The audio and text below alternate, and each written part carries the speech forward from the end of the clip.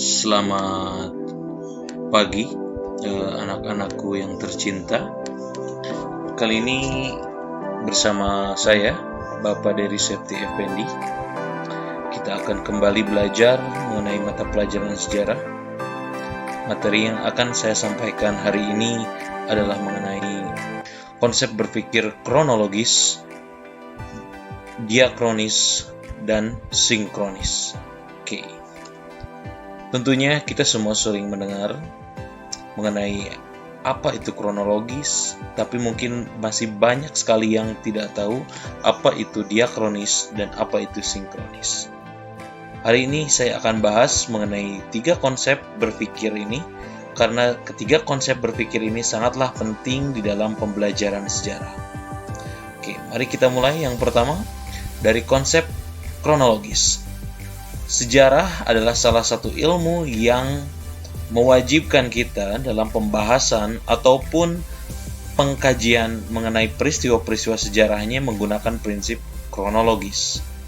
Nah, tentu kalian sudah sering kan mendengar kata kronologis. Biasanya kalian jika disuruh menceritakan tentang sesuatu peristiwa, pasti kalian akan ditanya seperti ini. Bagaimana kronologis kejadiannya? Maka kalian akan menjelaskannya kan sesuai peristiwa yang terjadi dari awal sampai akhir. Nah, sebelum kita bahas lebih lanjut tentang kronologis, kita harus cari tahu dulu. Kronologis ini berasal dari bahasa Yunani, terdiri dari 2 kata, yaitu kata kronos dan juga kata logos. Nah, yang pertama, kronos itu memiliki arti waktu di dalam bahasa Yunani, dan logos memiliki arti uraian. Nah, dapat disimpulkan bahwa kronologis ini sebenarnya adalah uraian mengenai waktu. Nah, di dalam sejarah kita melihat kronologis ini adalah sebagai cara untuk memahami suatu peristiwa sejarah sesuai dengan urutan waktu terjadinya. Nah, karena sejarah itu berhubungan dengan masa lalu dan masa lalu berhubungan dengan waktu, makanya prinsip kronologis ini harus digunakan. Di gambar ini menjelaskan mengenai sebuah peristiwa. Kronologis apa coba yang dijelaskan dalam gambar ini? Di dalam gambar ini menceritakan mengenai kronologis kemerdekaan Indonesia yang dimulai dari tanggal 6 dengan ada peristiwa pemboman kota Hiroshima, kemudian tanggal 9 ada Nagasaki, dan seterusnya dan seterusnya. Nah, suatu peristiwa sejarah dapat kita pahami secara utuh jika kita mampu menerapkan prinsip kronologis. Oke, ini kata kunci yang pertama ya. Nah, berikutnya di dalam sejarah ini ada 2 cara berpikir di dalam mengkaji suatu peristiwa sejarah. Yang pertama, itu ada yang namanya cara berpikir diakronik. Nanti kita akan bahas lebih lanjut ya. Terus yang kedua, ini ada cara berpikir sinkronik. Nah, jika dilihat secara garis besar, maka cara berpikir diakronik ini tergolong kepada sejarah naratif. Artinya sejarah yang mengutamakan narasi, cerita, dinamika dari suatu peristiwa. Sedangkan sinkronik ini bersifat sejarah non-naratif, yang artinya sejarah yang dibahas menggunakan cara berpikir ini tidak bersifat hanya menceritakan saja, tapi lebih banyak ke analisis, dan biasanya lebih detail. Nah, sekarang kita akan bahas satu persatu ya. Nah ya, diakronik ini sama juga dari bahasa Yunani, berasal dari kata dia dan kronos. Nah, kata dia ini sendiri memiliki arti melalui, melewati, atau melampaui. Dan kata kronos seperti yang tadi sudah kita bahas itu memiliki arti waktu. Secara simpelnya, cara berpikir diakronik ini adalah cara berpikir yang melewati atau melampaui waktu. Nah, ini adalah ciri utama dari pembahasan sejarah. Sama kayak kronologi tadi, diakronik ini lebih memperjelas lagi bahwa suatu peristiwa sejarah ini harus dibahas sesuai dengan urutan waktu dan bahkan dia melampaui waktu. Makanya ketika kita ingin paham kenapa Indonesia sekarang bisa ada, maka kita jangan hanya membahas tentang proklamasi saja, tapi kita harus tahu juga proses apa saja sebenarnya di masa lalu yang pernah terjadi yang mempengaruhi terbentuknya Indonesia. Oke, kalau kalian masih bingung, bisa lihat ilustrasi yang ada di depan ini. Nah, ini adalah ilustrasi mengenai cara berpikir diakronik. Cara berpikir diakronik ini biasanya dia berfokus di ruang yang sama atau yang fokus di satu ruang. Contoh, kita fokus di satu orang. Nah, di dalam gambar ini kita bisa melihat bahwa yang kita bahas ini cuma satu orang. Tapi kok kenapa gambarnya banyak? Ini bukan menunjukkan pribadi yang berbeda, tapi ini pribadi yang sama di dalam waktu yang berbeda. Nah, dengan cara berpikir diakronik, kita nanti bisa tahu bagaimana proses seorang balita ini hingga menjadi seorang pria yang berusia 70 tahun. Itu semua melewati waktu, melampaui waktu. Makanya cara berpikir diakronik adalah cara berpikir yang utama di dalam membahas suatu peristiwa sejarah. Karena kenapa? Karena sejarah tidak akan terlepas dari waktu. Oke. Yang berikutnya kita lihat nih. Diakronik memiliki beberapa ciri. Yang pertama sudah pasti dia kronologis. Karena diakroniknya dalam melampaui waktu, maka harus kronologis, ceritakan sesuai urutan waktu. Yang kedua, cirinya adalah dia memanjang dalam waktu. Dia fokus di satu titik, tapi dalam waktu yang memanjang. Contoh, dia akan membahas diri kamu dari dulu sampai sekarang. Itu diakronik. Dan bersifat naratif biasanya. Berbentuk narasi, jadi dia hanya menceritakan secara garis besar saja dinamika-dinamika yang tadi. Contoh, kamu waktu kecil kayak gini, menjadi balita seperti ini, kemudian nanti kamu masuk SD, kamu sifatnya berubah, nanti di SMP kamu jadi berprestasi, tiba-tiba nanti kamu SMA jadi anak yang sangat pandai. Di situ nanti kita bisa melihat kesimpulannya sebenarnya di fase mana lah kamu menjadi anak yang lebih pintar seperti sekarang ini ya. Nah, yang berikutnya itu dinamis. Dinamis itu artinya kita bisa melihat di fase mana kita sukses, di fase mana kita gagal. Nah, jika kita berpikir dengan cara diakronik, maka kita akan bisa lihat nih fase mana saja nih, fase waktu kita sedih, fase waktu kita dapat prestasi, fase kita waktu sukses banget, kita dapat hadiah dan lain-lain gitu. Makanya dinamis. Nah, yang terakhir ini diakronik adalah cara berpikir yang digunakan dalam ilmu sejarah. Oke, contoh diakronis nih ya. Nah, ada peristiwa kemerdekaan Indonesia 17 Agustus. Dalam cara berpikir diakronis, kita harus menjelaskan suatu peristiwa itu secara kronologis. Dimulai dari menyerahnya Jepang, kemudian ada golongan pemuda mendengar bahwa Jepang menyerah, kemudian golongan pemuda memaksa golongan itu untuk merdeka, terus ada penculikan Soekarno-Hatta Keringas Dengklok sampai di hari H tanggal 17 Agustus 1945 Indonesia merdeka. Jadi Indonesia merdeka ada prosesnya. Di dalam diakronis kita akan melihat sebab dan akibat kenapa peristiwa 17 Agustus bisa terjadi. Kita lihat sebelumnya ada apa, ada dinamika di dalamnya. Oh, ada perdebatan dulu, ada peristiwa Jepang dulu. Nah, itu nanti kita bisa ngasih kesimpulan. Oh, ternyata kemerdekaan Indonesia bukan gara-gara Soekarno membacakan proklamasi saja, tapi itu adalah hasil. Sebelumnya ada peristiwa yang menyebabkannya. Nah, ini ada contoh sebuah video yang bersifat diakronis ya berpikirnya. Kita lihat dulu.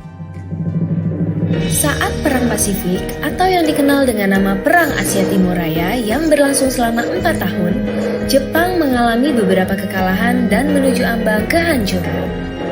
7 September 1944, Jenderal Kuniaki Koiso di hadapan parlemen Jepang berjanji untuk memerdekakan Indonesia bila mencapai kemenangan dalam Perang Pasifik. Tujuannya mendapat bantuan Indonesia dalam perang tersebut. Kaum Pergerakan Nasional menyambut hangat janji kemerdekaan oleh Jenderal Koiso. Anggota Badan Penyelidik Usaha-Usaha Persiapan Kemerdekaan Indonesia (BPUPKI) dilantik oleh Jenderal Kumakichi Harada. Rajiman Wediodiningrat, tokoh Pergerakan Nasional, ditunjuk sebagai ketuanya. Tapi, tidak semua petinggi militer Jepang sepakat dengan pelantikan BPUPKI. Misalnya Jenderal Izagaki dan Yuichiro Nagano. Keberatan dua jenderal itu tidak berarti banyak. Mayoritas petinggi militer Jepang tetap mendukung BPUPKI. Sidang BPUPKI dari 29 Mei sampai 1 Juni 1945 pun berjalan mulus. Setelah bersidang 2 kali, kerja BPUPKI berakhir dengan baik, sesuai harapan Jenderal Kumakichi Harada. BPUPKI lalu dibubarkan oleh Jenderal Terauchi Hisaichi, diganti jadi Panitia Persiapan Kemerdekaan Indonesia (PPKI) 7 Agustus 1945. 2 21 nama anggota PPKI diumumkan. Sebagian besar berasal dari BPU PKI. Mereka sudah bersiap sidang pada 16 Agustus 1945. Soekarno, Hatta, dan Rajiman Weddiodiningrat Wakil PPKI terbang ke Dalat, Vietnam 12 Agustus 1945. Di tengah kabar pengeboman Hiroshima dan Nagasaki di Jepang, Jenderal Hisaichi Terauchi, Panglima Angkatan Perang Jepang di Asia Tenggara, menyambut kedatangan mereka. Jenderal Terauchi berkata bahwa PPKI bisa segera memproklamasikan kemerdekaan Indonesia. Kabar gembira tepat pada hari ulang tahun Hatta. Mereka semua senang, kemerdekaan sudah di depan mata. Sepulang dari Vietnam, sejumlah pemuda dari organisasi Angkatan Pemuda Indonesia API membawa Soekarno dan Hatta ke Rengas Dengklok. Pagi hari 16 Agustus 1945. Dalihnya, situasi Jakarta genting, Bung. Pemuda mendesak Soekarno dan Hatta segera memproklamasikan kemerdekaan Indonesia. Jepang sudah menyerah, kata para pemuda. Soekarno dan Hatta terkejut, tapi Soekarno enggan memenuhi permintaan para pemuda. Menurut Soekarno dan Hatta, proklamasi kemerdekaan harus melalui rapat PPKI. Pemuda akhirnya memulangkan mereka ke Jakarta sore harinya. Sepulang dari Rengas Dengklok, Soekarno dan Hatta hendak bersidang dengan PPKI di Hotel Das Indies, Jakarta, tapi Jepang melarangnya. Perubahan situasi mengarahkan rapat persiapan kemerdekaan ke rumah Laksamana Maeda, perwira Angkatan Laut Jepang. Di tempat inilah dalam sebuah ruangan, Soekarno, Hatta, dan Ahmad Subarjo merumuskan naskah proklamasi kemerdekaan tanpa gangguan dari Jepang. Soekarno lalu membacakannya ke anggota PPKI dan pemuda di serambi rumah. Naskah yang singkat, tapi semua sepakat dengan isinya. Kemerdekaan bukan lagi impian. Hari bersejarah itu tiba. Soekarno membacakan naskah proklamasi kemerdekaan Indonesia ke banyak orang di rumahnya, di Jalan Pegangsaan Timur nomor 56 Jakarta. Tokoh-tokoh pergerakan nasional dan rakyat biasa membaur. Oke, tadi kamu udah lihat contoh video mengenai cara berpikir diakronik. Nah, sekarang kita akan lanjut lagi cara berpikir yang berikutnya ya. Kalau tadi memanjang dalam waktu, ceritain dari awal mulai proses gimana sampai bisa proklamasi. Nah, sinkronik ini sedikit berbeda. Nah, sekarang saya akan bahas sinkronik juga sama berasal dari bahasa Yunani. Diambil dari kata sing dan juga kronos atau sin ya. Sing itu artinya sesuai dan kronos artinya waktu, artinya waktunya sesuai. Nah, secara garis besar bisa kita simpulkan bahwa cara berpikir sinkronik ini dia fokus di satu waktu. Beda dengan diakronik yang dia tadi memanjang dalam waktu, kalau ini waktunya fokus di satu waktu. Nah, makanya nanti kita akan melihat bahwa sinkronik ini ternyata dia lebih detail dan dia juga lebih mendalam dalam mendalami suatu peristiwa sejarah. Jadi kalau yang tadi hanya sekilas-sekilas tapi proses waktunya sangat panjang, kalau yang sinkronik ini dia fokus di satu waktu. Kita akan lihat.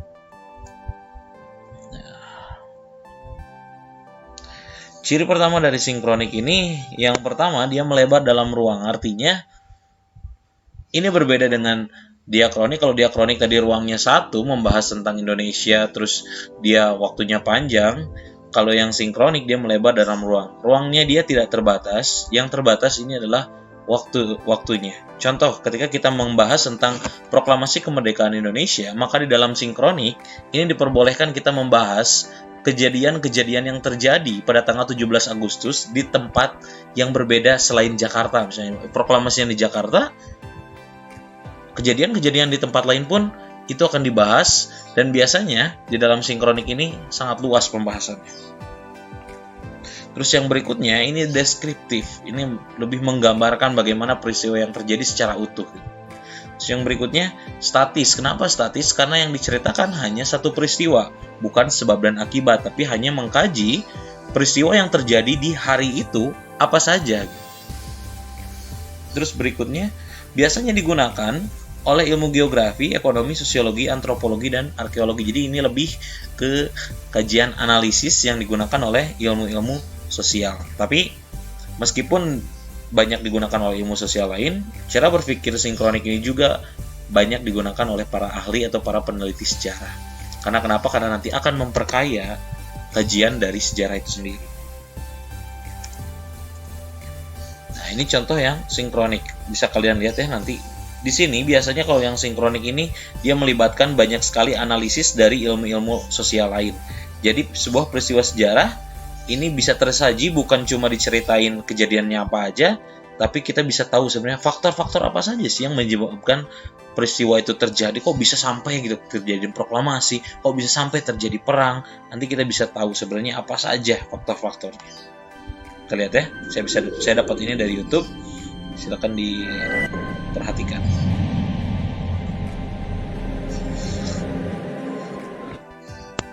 Pada tanggal 9 Juli tahun 1888 telah terjadi pemberontakan petani Banten atau disebut juga Geger Cilegon.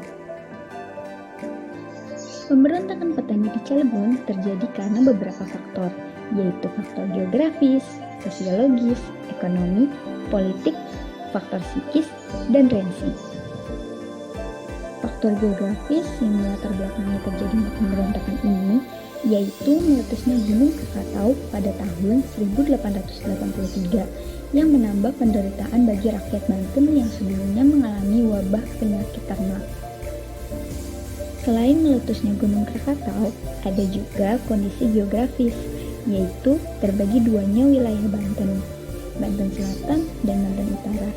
Di Banten Selatan lebih banyak didiami oleh orang-orang Sunda, sedangkan di Banten Utara lebih banyak didiami oleh orang-orang Jawa. Kemudian, dampak sosiologis, yaitu keresahan-keresahan sosial yang menimbulkan gerakan protes. Keresahan ini terjadi akibat dari perampokan, penyamunan, pembegalan, dan lain sebagainya. Serta adanya kedudukan status sosial, adanya kelas sosial yang ditempati oleh keluarga sultan, raden, keturunan putri sultan, priayi, kaum elit birokrasi dan bangsawan, serta adanya kaum abdi yaitu petani dan buruh. Lalu ada faktor ekonomi, yaitu konflik tanah antara petani dan bangsawan. Konflik ini terjadi akibat kepemilikan tanah atau sawah negara. Kaum bangsawan mengemukakan alasan bahwa itu adalah hak mereka karena telah menggarap sawah negara. Serta adanya wajib kerja bakti. Wajib kerja bakti ini sama halnya dengan kerja paksa bagi kaum rakyat jelata. Hal ini sebagai pembayaran pajak tanah dan sawah. Kerja paksa ini dilakukan oleh kaum abdi maupun kaum merdeka. Faktor politik yang melatar belakangi terjadinya pemberontakan ini yaitu adanya elit bangsawan. Setelah Kesultanan Banten runtuh, banyak bangsawan yang mencoba memberontak untuk membangun kembali Kesultanan Banten. Oke, singkat saja ya. Jadi, tadi mungkin kalian sudah bisa melihat perbedaannya antara diakronik dan juga sinkronik. Jika diakronik tadi membahas waktunya panjang sekali tanpa ada analisis, yang ada hanyalah pemaparan secara kronologis bagaimana suatu peristiwa bisa terjadi. Nah, yang tadi yang sinkronik beda halnya, dia membahas satu peristiwa, contoh tadi ada pemberontakan petani yang ada di Cilegon tahun 1888 itu dikaji. Faktor geografisnya gimana, faktor sosiologisnya, faktor politik, faktor ekonomi yang menyebabkan peristiwa itu terjadi. Nah, saya lihat kan perbedaannya bahwa sinkronik ternyata dia tidak membahas sejarah zaman dulunya Banten kayak gimana, tapi dia hanya membahas sebenarnya faktor apa saja yang menyebabkan pemberontakan kok bisa terjadi di sana pada tanggal itu, terus kenapa bisa sebesar itu pemberontakan. Nah, kita lihat nih perbedaan konsep diakronis dan sinkronis ini bisa kita lihat dari bagian yang udah saya bikin ini. Diakronis dia memanjang dalam waktu, dia arahnya dari kiri ke kanan, tapi kalau sinkronis dia kebalikannya, dia dari atas ke bawah atau dari bawah ke atas, dan dia fokus hanya di satu waktu saja, tapi dia tidak terbatas dalam ruangnya. Dia mau membahas tentang faktor-faktor ekonomi, sosiologis, geografis, dan lain-lain, itu bebas di dalam sinkronis ini. Tapi dia hanya fokus, misalnya satu peristiwa itu, dia kaji secara mendalam, dia analisis sehingga kita dapat kesimpulan. Nah, kalau diakronis kita bisa melihat sebenarnya gimana prosesnya bisa sampai merdeka kayak sekarang, contohnya kayak gitu ya. Nah, ini contoh Ini contoh kronologi sejarah Indonesia. Nah, kalau diakronik itu yang warna biru ini, yang saya tampilkan pertama, dia proses dari masa Kutai sampai dengan masa Republik. Kita lihat naik turunnya bangsa Indonesia, gimana bangsa Indonesia cara mengurusi wilayahnya, terus nama kerajaannya apa, kita lihat dari mulai sistem kerajaan sampai di kolonialisme sampai kita jadi republik, kita lihat prosesnya kayak gimana. Nah, sedangkan kalau yang sinkronik, dia hanya memilih salah satu momen. Contoh, misalnya momen di Kerajaan Majapahit. Kita analisis secara ekonomi kayak gimana, masyarakatnya kayak gimana, secara sosial mereka kayak gimana. Kita akan mendapatkan gambaran utuh tentang Majapahit, tapi kita nggak akan ngebahas masa sebelum Majapahit ataupun masa setelah Majapahit. Nah, itu perbedaan dari sinkronik dan diakronik.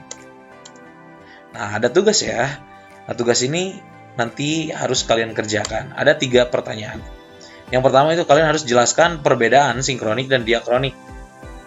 Kalian harus jawab ini dengan bahasa kalian sendiri ya. Bedanya apa? Kemudian yang kedua, mengapa dalam mengkaji peristiwa sejarah diperlukan pemahaman secara kronologis? Kalian kasih pendapat kalian, kenapa sih harus kronologis? Emangnya kalau kita nggak kronologis tuh kayak gimana? Terus yang ketiga, berikan pendapat mengenai kajian mana yang lebih baik antara diakronik, sinkronik, atau gabungan keduanya. Berikan alasan kalian. Menurut kalian, bagusnya sejarah itu dibahasnya diakronik, memanjang secara kronologis, atau secara sinkronik, fokus di satu peristiwa, kita mendalami, kita analisis, lebih mendalam, atau kita gabungin dua-duanya. Oke? Segitu saja dari saya. Semangat pagi!